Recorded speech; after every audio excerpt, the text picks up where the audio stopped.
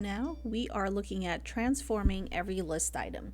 So on this page, you will use the map block to create an initials from name block, and then use map together with initials from name to find the initials of all your contacts.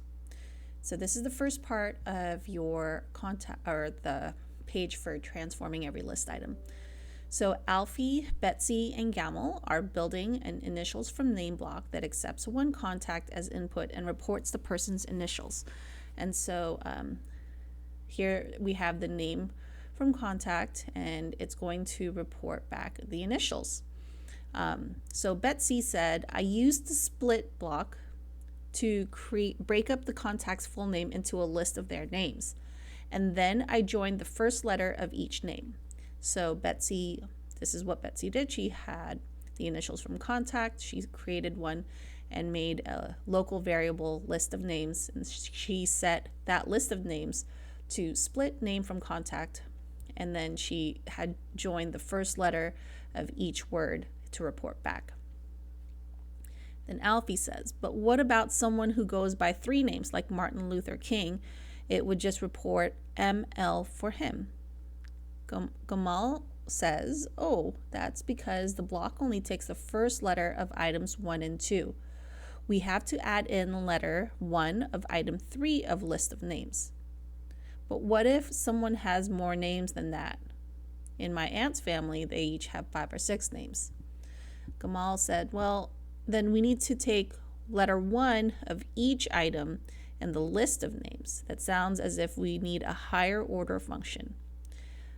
So higher order functions are good at doing things with individual items in a list. And so one of our vocabulary words would be a higher order function is a function that takes a function as input or reports a function as an output. So what we're going to do is we're going to build, well, what you would do is you're going to build an experiment with some of these examples. All right, so take map, and we are going to join, so we're going to join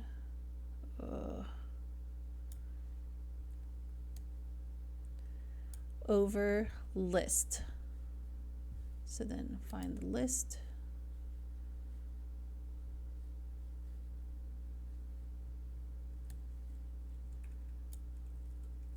And for this, let's just follow what the example says, and we're gonna do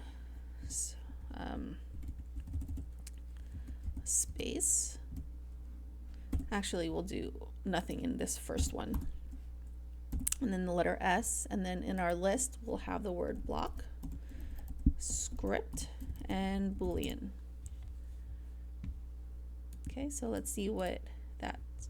So it comes out with a list, blocks, scripts, and Booleans, and if you notice, it adds an S at the end. All right, so now let us see what happens if we do map, and then we'll do 3 times blank, and we'll do 3 times 7, 8, and then 1. So this should report back, or this will report back 21, 24, and 3. So if you notice, 21 is 3 times 7. Item 2 is 3 times 8, which is 24, 3 times 1, which is 3.